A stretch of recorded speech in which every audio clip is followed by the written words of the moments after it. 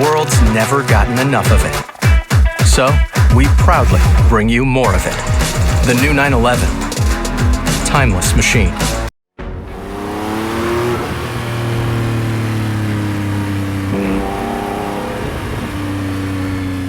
My connection to roof probably started off the way everyone else's connection to roof started off, which was with Stefan Rosser's beautiful video, Fascination. It was sort of mythical lore. It was the first viral automotive video. You know, this was a time when I think I first saw it on VHS at someone's house. You know, it felt kind of, there was no YouTube back then. It didn't matter if you were into Porsche, if you were into roof, if you were into anything. If you liked cars, you saw this video and all of a sudden it clicked. We like to play with our cars. Today, we'd like to invite you to join us. I had ordered the Fascination VHS tape, which I watched religiously growing up, and was enamored with this car. Normally, a manufacturer goes to the Nürburgring to set a record. Roof went there to do an incredible drift. A big smoky drift. And in a lot of ways, that puts them on the map.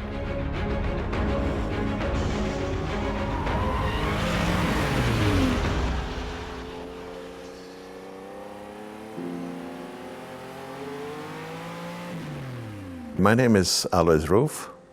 I'm Alois Roof Jr. actually, because I'm second generation. And I'm running the company that my father and my mother founded here in 1939 in this very same spot. I'm living all my life here and enjoying what I'm doing, and it doesn't feel like work, even though sometimes I feel exhausted, but everything in a positive sense. Well, the whole love affair with Porsche started because my father was driving his bus on a Sunday in November of 1963. And here comes this Porsche 356, a Karmann hardtop, also known as the notchback. That car passed my father's bus, and after he pulled back into the right lane, he lost control over the car and ended up in the ditch, rolled it twice.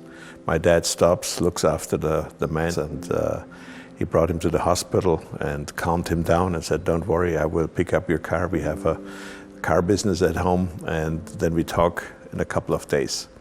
My dad ended up buying that car and fixed it, and that was our first Porsche. When people would crash them, Porsche really needed somebody, a craftsman, that could get these bodies back into shape. Because you couldn't just replace a fender. You had to rebuild or do the metal work that was necessary to get it back to shape. After we had this car almost 1 year, something totally unplanned happened. My dad and I, we were driving through Munich on a Sunday afternoon, and as we were waiting at a red light, a young man comes and knocks at the side window, and he said, "I would like to speak to you. Could you please stop? I need to talk to you." And he says, "I would like to buy your car. I want exactly this car that you have." And he says, "Come with me to my apartment. I have the money ready for you." We ended up selling the car for a super price. He went to a candy box, the man, and he had the money in cash. We didn't have the car papers with us, of course, the title. So he said, "Don't worry, I give you my 356 Reuter Coupe to drive home." We had the money, we had his Porsche, and we drove home, and next day we exchanged again. He picked up his car, and he got the car title. And my father said, "I've never had anything happen in my life like this before. These Porsche people, they must be crazy. Everything is different with these people. Something is there that is not normal."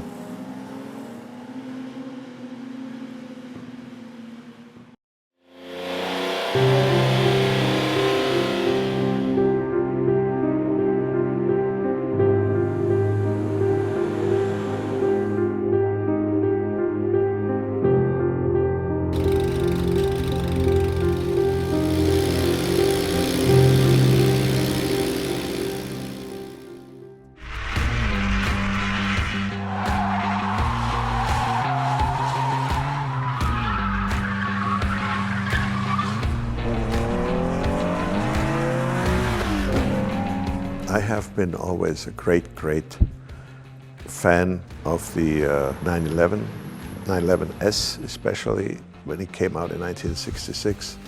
I loved the 2.2S, then later the Carrera RS. The ratio between horsepower and weight was excellent. Too many of the cars of the new models became too comfortable, too many electronic gimmicks, electric motors everywhere. I think they don't belong into a pure sports car, which is supposed to be a real driving machine.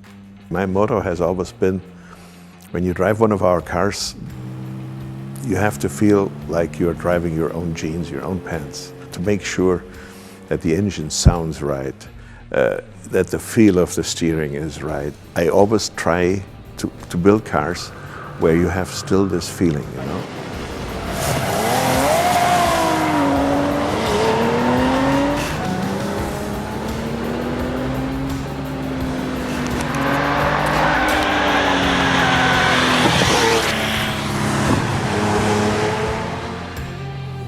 The desire or the market, the demand for modifications and making more 911 than what existed happened in the late 70s.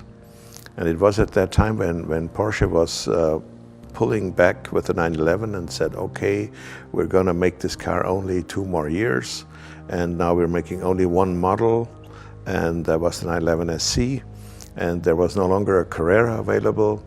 And the next step was, of course, the turbo, but the turbo was very, very expensive at that time. Very few people could afford that car. We were looking for this niche and saying, okay, let's make something what the people really want, because there was a lot of discussion in the community of the Porsche drivers, because they were all supposed to buy a 928, because the 911 was the end, and there is no future for a 911. So that was very difficult times, because the real 911 lovers with the engine in the rear and air-cooled, you could not convince them. Everybody said, yes, there may be great cars, and the 928 was a great car, was a great achievement, but it was not a replacement. We saw, well, people will follow us if we make something like that. There is a market, there's a demand, and so we built models that were not available in Pfaffenhausen, but in Pfaffenhausen. Well, the Yellowbird was actually a project that was in our head for many, many years before. This goes back to 1979. I called it at that time the 945R, which meant 450 horsepower, twin turbo, a derivative of the 935 engine. The CTR1 was a car that was based on the 3.2 Carrera shell, and we were using all the components, everything that we knew over so many years, and we knew exactly what to do to get the maximum out of them. And it was still a wolf in sheepskin, because most people just saw, oh yeah, it's a 911 that drives by. They didn't see the subtle differences. Only a connoisseur would find out. And we came up with this car. We didn't know that this would be so successful. And even today, the whole world talks about this car. That was not expected.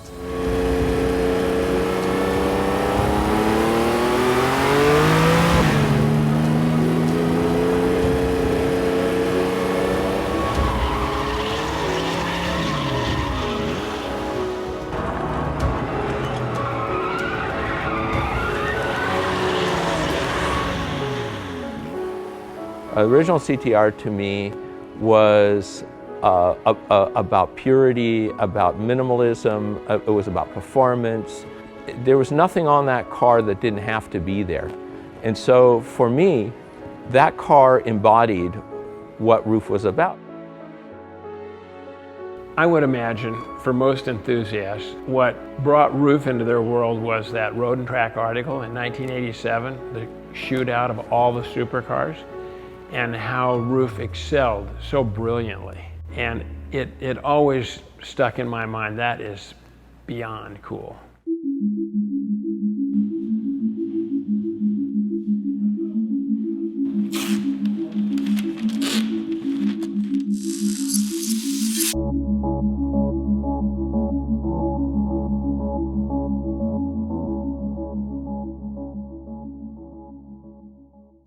When I was growing up, I was constantly reading all of the automotive magazines, and I would see roof snippets and articles appearing on roof. It always caught my attention. Road and Track got interested in doing the fastest cars in Europe, and Louis Roof had built a turbo Porsche that had won the previous, I think a couple of years earlier, he had gone 186 miles an hour with a Roof Porsche. And so they invited all the usual suspects, you know, Ferrari and Lamborghini and AMG and so on, to do another fastest cars trip. But Roof he had won the previous one, so he was definitely in the running to bring a Porsche Turbo. The only high-speed test we had with the car was the drive to the test. On the Autobahn in the nighttime, we were running it and the engine was cutting out. That means we have reached 7,300 RPMs. And then we did the calculation and we did also the stopwatch for 1 kilometer. And then we said, oh, it's in the upper 330s. It did that very well. We knew it would be stable at that speed. And so we allowed the test drivers to drive it. My first impression was that it just was so powerful. It was like being in a dragster when it took off out of the pits. Every time Paul shifted, the car would switch slightly sideways, hit it again, and just go right up to the next gear. But the Roof was a really well-developed car. It just felt brick solid and connected to the road and smooth and like it was just made to do this.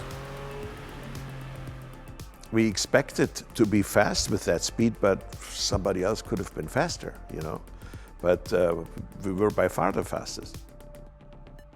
For sure, the Road and Track article was the first time I'd heard of them, and I immediately called up the Roof distributor that was not that far away from where I lived in New Jersey, and I ordered the 2 VHS set, which was the Fascination on the Nürburgring, and then an additional video that came with the set that was sort of a exposition of the company and their customers and what they were doing.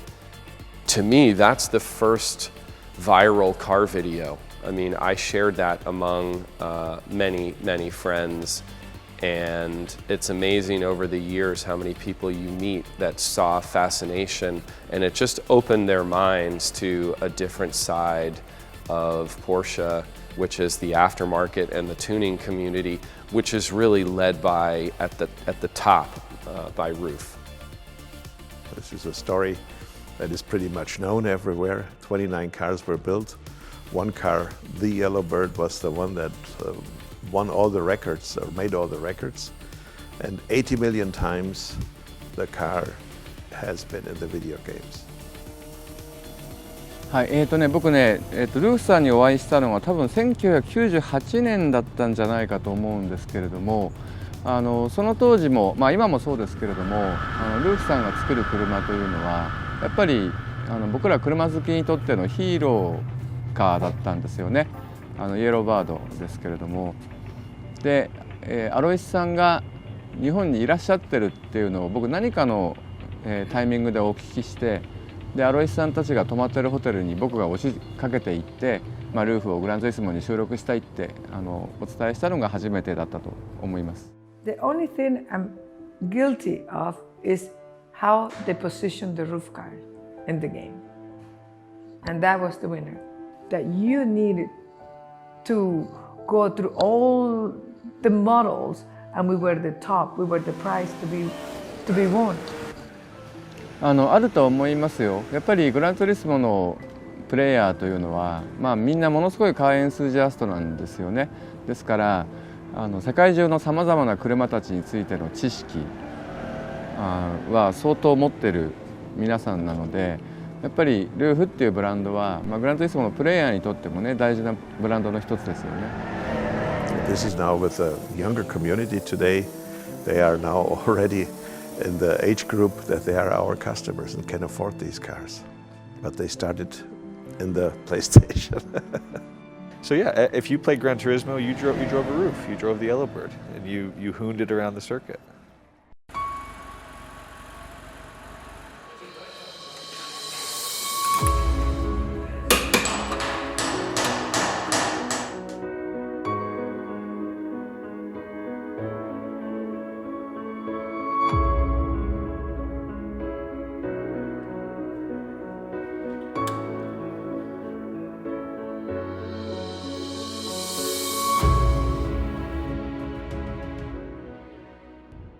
The CTR-1 was a car that was based on the 3.2 Carrera shell, and we were using all the components, everything that we knew over so many years, and we knew exactly what to do to get the maximum out of them. And it was still a wolf in sheepskin, because most people just saw, oh yeah, it's a 911 that drives by. They didn't see the subtle differences. Only a connoisseur would find out.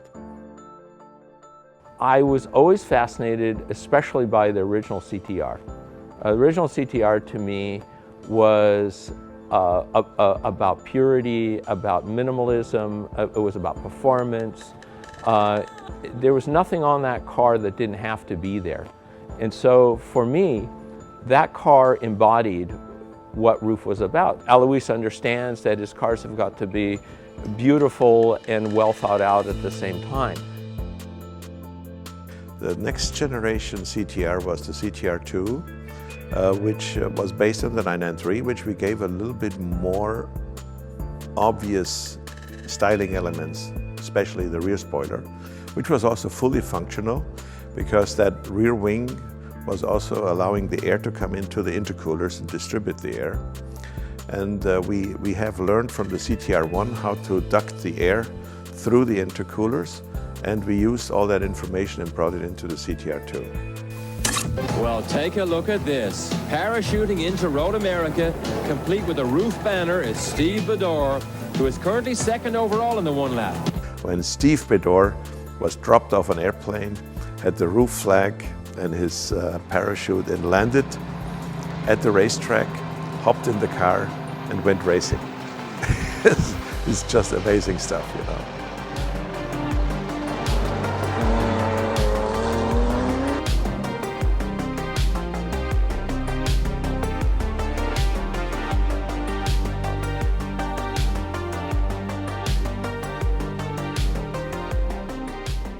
CTR3, a complete different animal.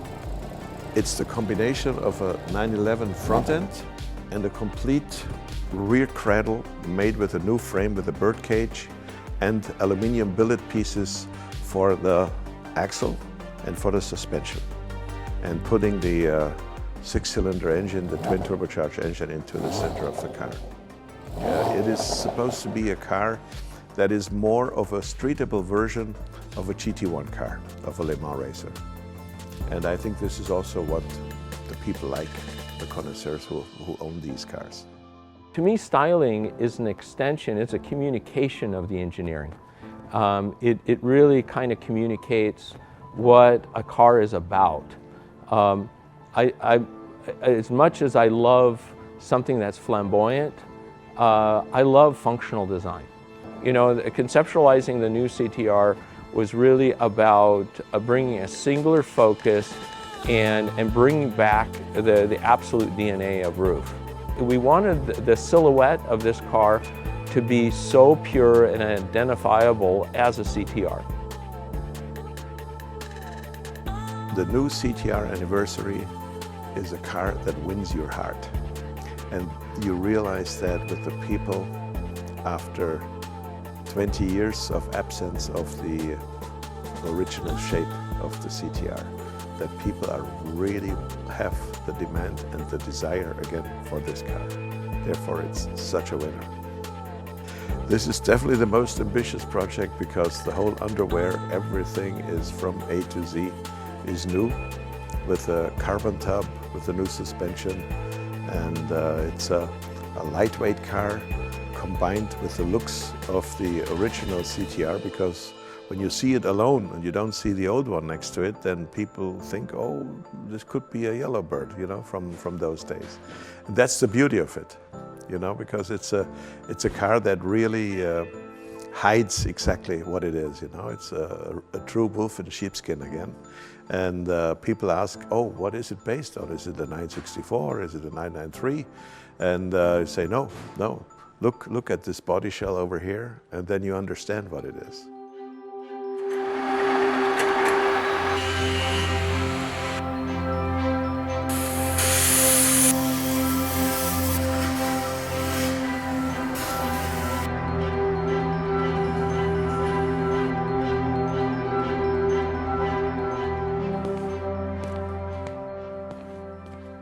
When I'm over in Germany, in Pfaffenhausen, you know, just being behind the scenes is a very unique, special place, especially working with Alois and his team, which are, you know, really kind of like going into the elves in the Black Forest. You know, it's just an amazing place. I think without them we wouldn't be where we are. They are the makers. My husband comes with the ideas, I come with the market, and they actually have to do it. Sometimes when they come, I have a great idea, they roll their eyes and say, oh God, not again. It's really special to work for Roof, of course. If you look around in the shop and you see the guys, and with how many enthusiasm these guys are working, and how detailed they're working, and it's like a family when you really work together, and everybody is pulling on the same string. Let's say the different from a roof car to other cars is that the car is really made by hand up from scratch, and even the chassis is more spot welded or more welded through, and the chassis feels more stiffer, and the detailing or the components of the details that comes into the car makes the car the different feeling. Die Qualität der Arbeit, das Auge fürs Detail und die Originalgetreuigkeit, denke ich. Na gut, man begleitet so ein Projekt von Anfang bis zum Schluss, also über Zerlegen, Karosserieabteilung, Lackiererei, Motorenbau, also man ist überall in dem ganzen Projekt beteiligt. Und das ist das Faszinierende, dass man nicht immer die gleichen Arbeiten ausführt, sondern alles macht im Auto eigentlich auch, bis von der Sattlerarbeiten und so. Also ist schon. Ja gut, Prototypenbau ist eigentlich, beginnt mit einer Besprechung, Meeting vom ganzen Team. Und dann wird entschieden, auch mit dem Chef zusammen wird entschieden, das probieren wir jetzt mal und dann geht's los. Motorbau wird zuerst mal überlegt, was wir machen, wird dann gebaut und geht dann auf den Prüfstand. Wenn es funktioniert, ist auch okay. Dann geht's ins Auto und dann wird getestet, wird gefahren. Das ist ja das Spezielle hier in der Firma. Die ganzen Autos sind noch von Handarbeit gemacht. Also du kannst sagen, wenn du ein Auto aufbaust, du hast jedes Teil in der Hand gehabt, hast es geprüft, hast es begutachtet, und das ist das Spezielle noch gegenüber einer Serienproduktion. Also das macht es aus, die Handarbeit von einem Rufsportwagen. Was wir hier machen, ist von der Arbeiten her, dass wir die Oberfläche versuchen, so gut wie möglich rauszuholen, dass hier einfach die Qualität mehr im Vordergrund steht als die Quantität, muss natürlich mit berücksichtigt werden. Und wir versuchen hier einfach das Beste auch rauszuholen. Ja, weil wir auch verschiedene Untergründe haben. Ja. Wir haben Carbon, wir haben Stahl, wir haben Aluminium, Glasfaserverbundstoffe. Und das ist manchmal immer ein bisschen schwierig, mit den Untergrundtönen zu arbeiten, mit den Grundierungen zu arbeiten, mit dem Primer, dass man zum Schluss halt auch die genaue Farbe außen, dass es manchmal passt, dass man keine Abstufung hat von den Pixelaufstellungen der Stoßstange, vom Kunststoff zum Aluminiumkotfilm und sowas. Ja. Und ansonsten ist es eigentlich so, dass wir mit den Produkten versuchen, das Maximum rauszuholen, dass wir eine vernünftige Oberfläche haben im Bereich Endfinish, ja, und das ist eigentlich auch das, was der Kunde zuerst sieht und sich dann vielleicht auch am meisten freut. What makes Roof different is if you go to other shops and then it's always just the normal stuff, replacing parts. So there's no actual repair of the parts. Here at Roof, we take broken stuff that you can't get anymore and we repair it. Ich denke, wenn man einen gewissen Qualitätsanspruch hat, wie es hier ist, dann ist es schon eine Kunst, ja.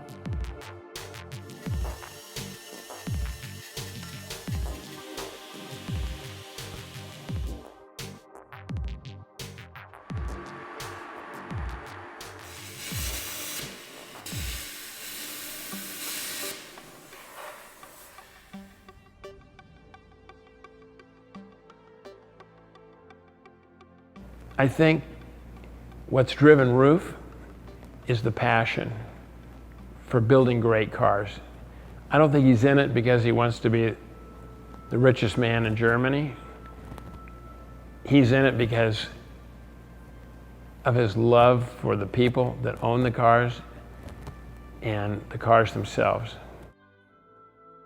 He always has all the time in the world for everybody, if you notice that. It's probably one of his greatest strengths, and I have to assume if you work with him, his biggest flaw is that he's got time for you. And he treats everyone fairly, and everyone, if he sees that you're interested and you're passionate, he really, he'll stop what he's doing, and he'll sit down and he'll tell you exactly whatever you want to know.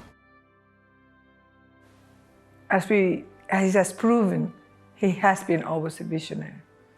Because if it wouldn't have been, he will never make it where it is today. He's a good friend, he's a good husband, and he's a good technician. He is a great thinker, and he's a lot of fun at the same time. It's not like he's my genius. He has his genius, but it's not this genius boring that is only thinking. He also enjoys life and enjoys the cars, and everything he has done is because of the love of the 911, actually. So yeah, you'll always have that dichotomy with them. You'll have one foot in the past with a really strong eye in the future. So that's what we all want. You know, we don't want to give up the air-cooled 911. We don't want to give up that sensation. We don't want to give up that feeling of freedom and just power that you get with an internal combustion engine car. But then if Roof told me tomorrow that they're coming out with, you know, an all-electric hypercar that's going to blow the doors off everybody, I'd be just as excited to drive that. I think Alois's space is really in making it fun and interactive and challenging. You want this machine and you to be one. It's something that was your dream, and everything about it has got to be part of that. So I would say that the future of Roof is really about staying connected with that, being a pure driving machine. I think being a small company, building limited numbers of cars per year, I think we continue building cars and we will continue the path. I hope and I believe, I'm not sure whether it's going to be 80 years, but I believe for the next 20 years we will still have a lot to do doing what we are doing. Automobiles built by Roof have a very special reputation all over the world. And if you ask us why that is, we can only answer because we're fools for cars.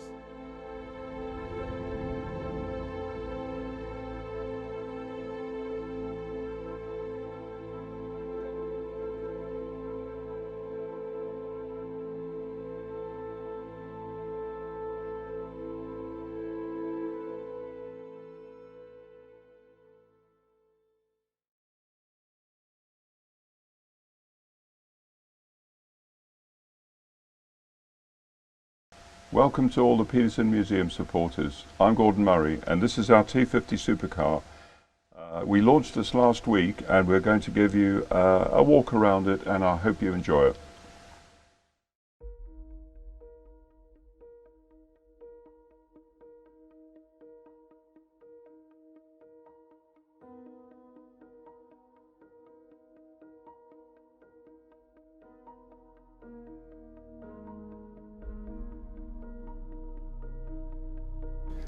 The car is very, very clean. I love good balanced design, and ironically it's the fan on the back. The car gets really technical. It's the fan on the back that's allowed us to keep the car so clean, because the fan enhances the ground effect downforce under the car. So we don't need any big splitters and spoilers, ducts and holes, and that's why the car's really so sort of balanced.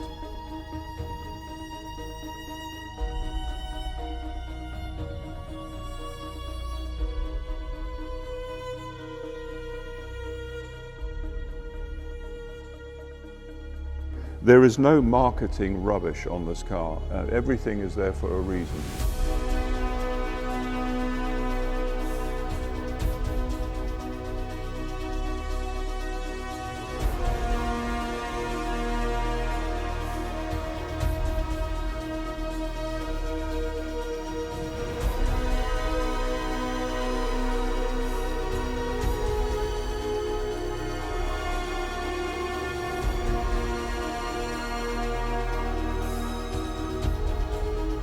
I obviously had the spec of the engine that I laid out initially, and I have to say Cosworth have been brilliant. They must be the best engine company on the planet.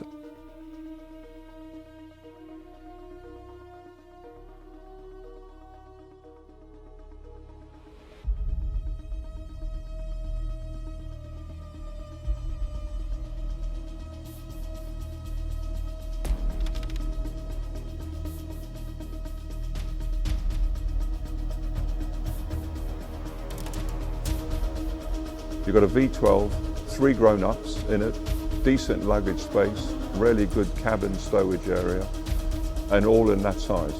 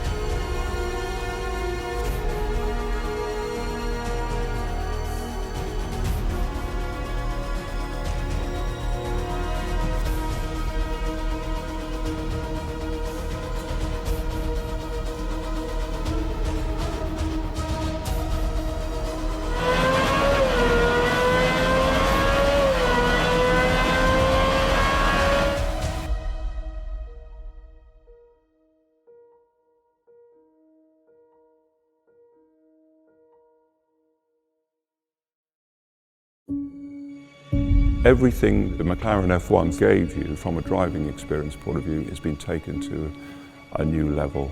With T50, we have rewritten the supercar rulebook.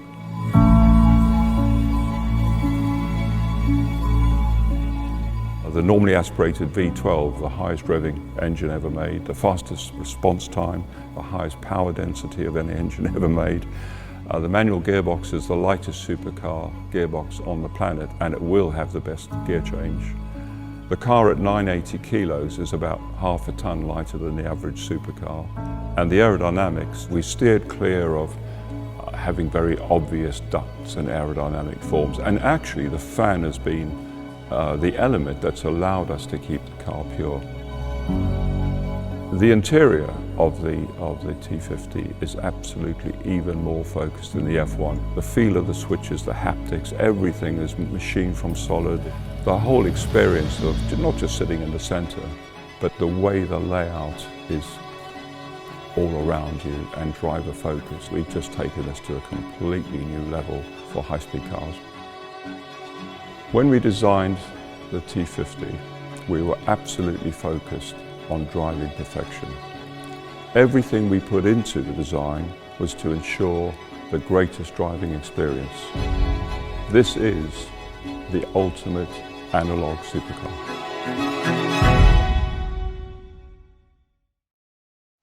Well folks, thanks for watching, and I hope you've enjoyed the walk around the car. And now you can see what we've been working on for the last 18 months, our little T50.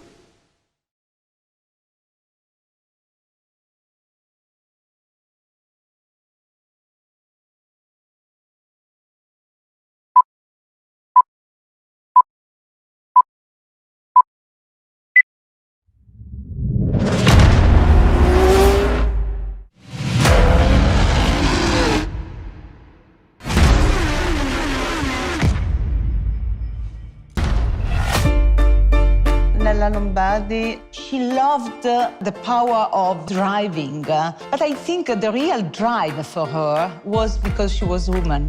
Back in the day, they didn't believe that women should take part in male-dominant activities. When Layla achieved what she did in 75, women were not as much accepted into racing. She's the reason why a lot of things that were thought impossible are now possible. Italy's glamour girl of the circuits, Lella Lombardi, a rose among thorns in this race. She's the only lady driver. Formula 1 è una cosa per la ragazza. Visto che corro, giudicate voi.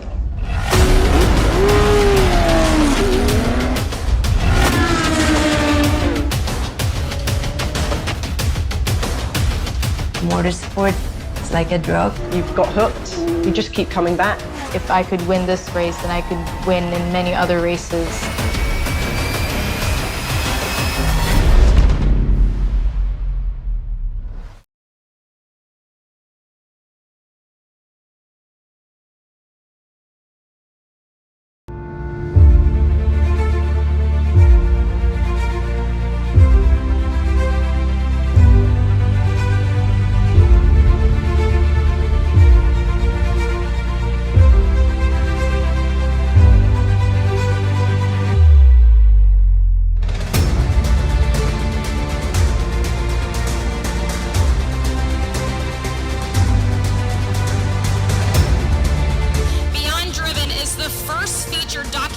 to ever cover the women of Formula Racing. Please stand and give them a nice welcome to what they have accomplished for the women of Formula Racing here tonight.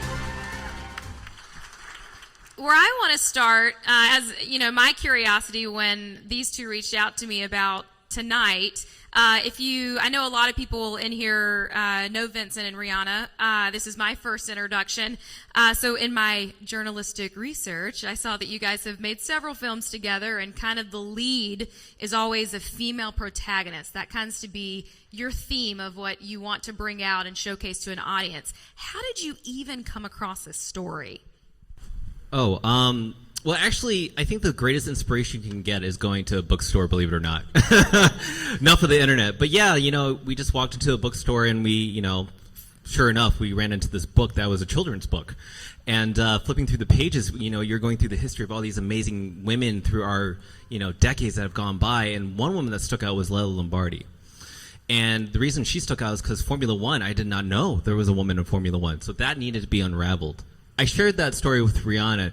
Instantly, we both clicked on it, and we're like, let's do this. And, from there, do you have anything to say on this? Because I can only take it that far. I feel like we couldn't sleep for weeks because of the question of, Lella scored her half point in 1975. This project was only in development for the last 2 years. So we were up thinking to ourselves, why has no woman duplicated this in 45 plus years? What's going on? Like, how have I not heard her story? Who's next? What's holding us back? What's the problem here? And the questions wouldn't let us go. And so we started speaking to other female racers, and we were hooked. Contemporaries of Lella's, like Christine Becker's, a Belgian racer, she's still with us and told us these remarkable stories of what it was like to be a woman in the pits and down on the starting grid in the 70s, and what they went through just to give all of us a fighting chance is remarkable. And then we met the women that are out there racing today, and we said, hold up, we have to champion these women, because the more followers that they have, the more supporters, the more sponsors they'll get, the more exposure and opportunity that they will get. And quite frankly, that's all they need. They are not lacking in talent. They are not lacking in commitment.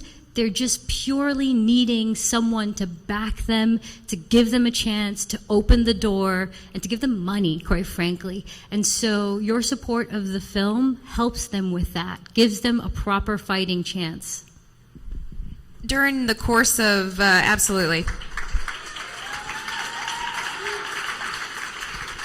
driver Courtney Crone joining us here at the special screening of Beyond Driven, and you've been driving since you were 4 years old. What led you to being a racing driver? Initially, I got started with my dad. My dad was he drove some race cars back when he was around my age in the 70s and stuff, and, he didn't quite make it. So, when I was born, the first thing he got me into was a go-kart as soon as I could walk. And, after that, it just kind of took off and went from level to level to, the F4 car where we're at today. What challenges have you faced as a female in motorsports? I'd say the biggest challenge, just like any race car driver, is budget. A lot of people think being a female, it's easier to get budget, which really it's not, because, you have to think of what these partners and sponsors want. They focus their markets on specific things, and the big market in motorsports is all men. So, women products aren't most likely going to establish their lines and stuff like that in motorsports, because it's not all women viewed. So it is a little bit more difficult for a woman to get partners and sponsors and more stuff like that in motorsports than it is for a general male. Hi everyone, it's Amna El-Kubaisi and I race in Formula 3. Hi everyone, it's Hamda El-Kubaisi and I race in Formula 4. With everything going on and racing being on hold, we've missed you, our community, our fans so much. We can't wait to reunite on the circuit, but in the meantime, we have exciting news to share. This summer, a new documentary is being released about the legendary Leila Lombardi, the only female to score in F1. The movie is called Beyond Driven, and we are proud to star in it as one of the drivers following her footsteps. Follow Beyond Driven for more details. So talking a bit more about Lala's story, Vincent, you were the one who actually found out about her story. But what I'm curious about is what made her story so special that you decided to choose her above, other great women out there? What made you choose it? And with her story, with Leila Lombardi's story, I felt like it was a story about all women. It wasn't just for people who are into racing or people who are into cars. It was like a human story and a struggle that I think we can all relate to. And that to me felt like it was not only worth sharing, but worth putting on the big screen and giving people emotions to kind of relate to that topic. So during this journey that you were talking about, what were some experiences that have stuck with you with Leila's niece, with all these drivers? A really, really, really special moment for me was our final interview with Patrizia. And it was the final question. Patrizia, if there's anything that you could say to Leila or to the people watching that you want them to know about Leila, what would it be? And I'm feeling it right now. It was so poignant because she felt this gratitude for not just her aunt, but this iconic woman who raised the bar so high for everybody that followed. And Vincent said something about this earlier. Every single one of the drivers felt this same way, this sense of gratitude, of awe, of almost being watched over. And it was one of those moments where you could hear a pin drop in the room. That was a super special moment. And just to be witness to this incredible family and what was passed down. At the age of 27, Formula One test driver Tatiana Calderon is setting her own lane. She became the first Latin American woman behind the wheel of an F1 car. She was the first female driver to win a national championship in Colombia for karting, and also won a national karting title in the US. And that's just a small breakdown of her many accomplishments. Hopefully not the last either. Recently, Tatiana is among the leading female drivers featured in the documentary Beyond Driven, which is available on video on demand. I'd like to welcome Tatiana Calderon to our show. Hi, welcome. I want to start off by asking you, it's like every kid's dream to be a race car driver, maybe along with an astronaut and firefighter. I'm wondering, how does one actually get into it? Everybody wants to do it, but how does one get into race car driving? Well, to be honest, in my case, randomly, my sister took me to a rental go-kart track near our house we bought a 5-minute ticket, and I fall in love with the speed, with the adrenaline. And I think that's what we need to show. Sometimes people think, that it's more for male or for the boys.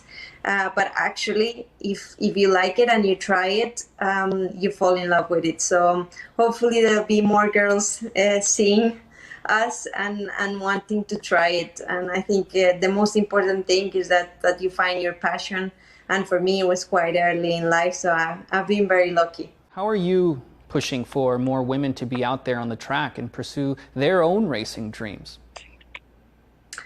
Yeah, absolutely. I think it's a long process. It doesn't come overnight, but I think in general, women are excelling now more in sports, and we're being given more opportunities. And I think that's what we need to do. So I'm also working with certain initiatives from the FIA Women in Motorsport Commission. It's also called Dare to be Different, Girls on Track. So we are trying to show girls from schools since a very young age that motorsport is an option for them, not only as drivers but engineers, PRs, team managers. There is an option for them, and I think you have to try it to see if you like it, and this is a start. And obviously having role models. So of course, now I'm a test driver in Formula One. My goal is to race there one day, and I think if I make that last step, more girls will for sure watch Formula One, and then they see that it's possible. You have to believe and see it to believe it. So hopefully we can start to change that perception and get more girls into it, because I think we can do a great job. I definitely think so too, and I do not doubt that you will get to the Formula One stage. Thank you so much, Tatiana. Thanks for having me, and hope you watch the documentary and find out more about women in Formula One. Hi everyone, Alice Powell here, racing driver in the W Series and the Jaguar I-Pace E-Trophy. I do have some exciting news to share with you all, and that is that this summer a new documentary is being released about the legendary driver Leila Lombardi. She was the first and only woman to score points in Formula One. The movie is called Beyond Driven, and I'm proud to star alongside many other fantastic female racing drivers. Be sure to check the listings in your country for release, but you can also pre-order on iTunes as well. Be sure to follow Beyond Driven on their social media for all the details, and I'll see you on the big screen.